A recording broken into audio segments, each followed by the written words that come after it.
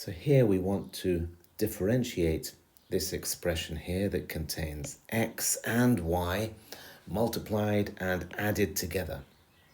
So it's not a simple expression where we have y as a function of x, where we can simply find dy by dx. Here we need to differentiate each term separately. We call that implicit differentiation. So we need to look at each term separately, and if there is a y in the term, then we need to make sure that when we multiply, so when we differentiate, we multiply by dy by dx, because it's dy by dx that we're looking for. So the chain rule allows us to do that. So I'm going to take each term separately and I'm going to differentiate it. So 2x squared, that differentiates easily to 4x. xy is less easy because it's x multiplied by y. So if we use the product rule for that, now here I'm going to use the product rule.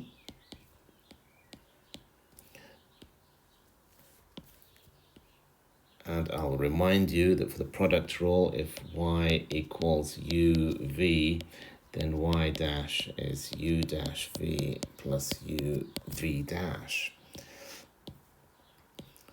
Okay, now, when we do that, the derivative of x is 1 multiplied by y plus, but remember there's a minus here, so I'm going to keep all this in brackets. So you've got plus x multiplied by the derivative of y. The derivative of y is simply going to be 1. But because of the chain rule, we're going to say 1 dy by dx. Okay, so that's where implicit differentiation helps find dy by dx, because we've now invoked the chain rule. Now the derivative of the next term, the derivative of y squared, is simply 2y, but again we multiply by dy by dx because of the chain rule, because we're not differentiating x, we're differentiating y. And the derivative of the constant 28 is simply 0. So here it looks like we found dy by dx, but we haven't, not until we have a clean expression that says dy by dx equals. So everything that's not dy by dx, I need to take it to the other side. But first, we need to multiply the negative 1 by both of these, so we need to change this sign. So we end up with 4x minus y minus x dy by dx plus 2y dy by dx equals 0. Now, you notice we have two terms that do not contain dy by dx, and these two terms we can move to the other side. So we add y and subtract 4x from both sides. So we end up with negative x dy by dx plus 2y dy by dx equals y minus 4x.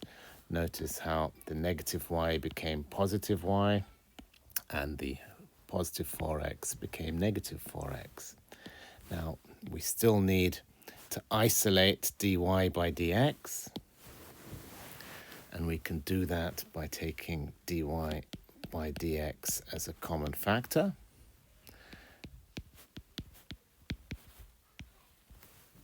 So we divide each of these by dy by dx, and that will be equal to y minus 4x. And the final step in order to find dy by dx is to divide both sides by this term here. So we'll have dy by dx equals y minus 4x divided by negative x plus 2y. And that will be your final answer. That will be the derivative of y with respect to x. So that's how you differentiate implicitly. So as a reminder, we took each term and we differentiated it separately. And when we encountered a product where we have two things multiplied, we used the product rule. And every time we differentiated something that involved a y, we needed to multiply by dy by dx. And then we rearranged, we moved everything that didn't have dy by dx to the right-hand side. We took dy by dx as a common factor, then we divided to give us the final expression for dy by dx. So that's called implicit differentiation, and we use that whenever we have x and y together in the same expression.